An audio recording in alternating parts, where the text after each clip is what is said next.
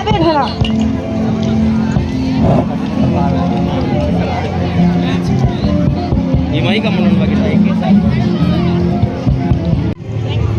ఆవేదన.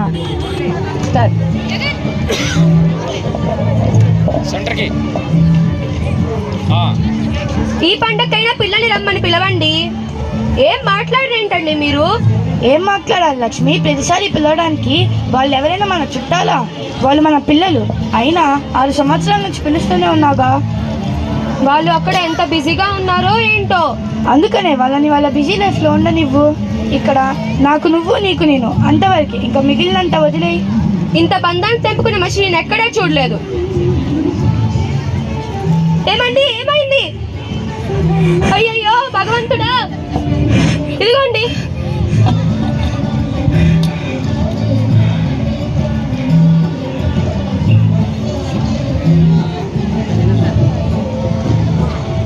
ఎలా ఉందండి ఇప్పుడు?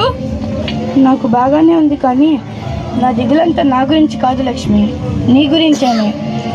రేపు నాకు ఏదైనా జరగదని జరిగి ఏదైనా అయితే అప్పుడు నీ పరిస్థితి తలుచుకుంటేనే బాధగా ఉంది. సంవత్సరాలు గడుస్తున్నా తల్లిదండ్రుల గురించి ఆలోచించిన ఈ బిడ్డలు నిన్ను ఏ దారి తీస్తారో అర్థం కావట్లేదు.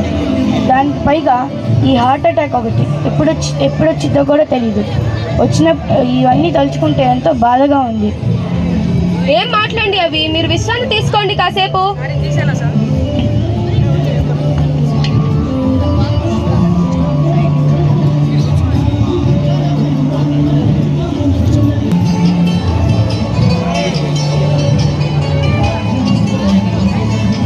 పాపం లక్ష్మి ఒక్కటైపోయింది. నా కొడుకు కూడా తనని ఆదరించడు. ఎన్ని కష్టాలు వస్తాయో తన గురించి ఆలోచిస్తేనే గుండె పగిలిపోతుంది.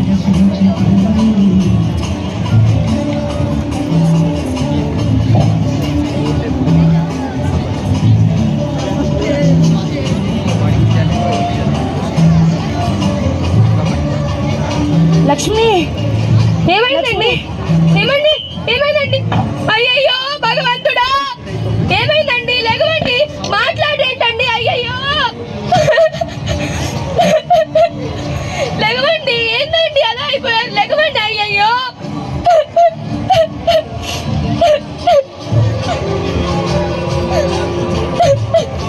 కొడుకు ఫోన్ చేయాలి. ఫోన్.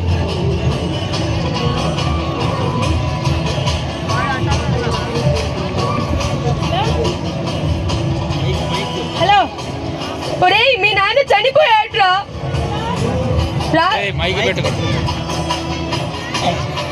హార్ట్ అటాక్ వచ్చి చనిపోయాడ్రా. అవునా? సరేలే. అవునంటావేంటో? నువ్వు తొందరగా బయలుదేరి రారా.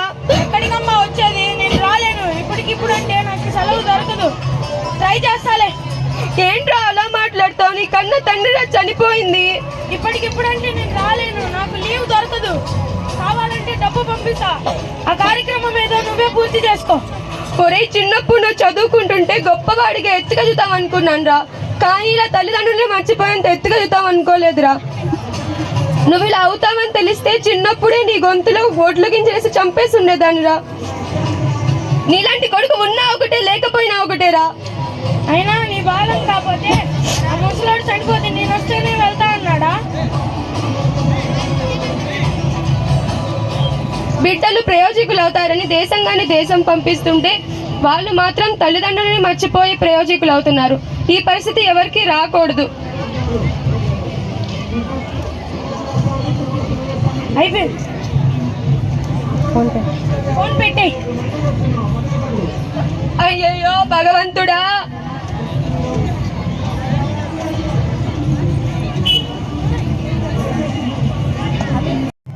ఇలా అవ్వకుండా యువత కొంచెం జాగ్రత్తగా వాళ్ళ తల్లిదండ్రుల్ని జాగ్రత్తగా చూసుకోవాలని కోరుకుంటున్నాను. ధన్యవాదాలు.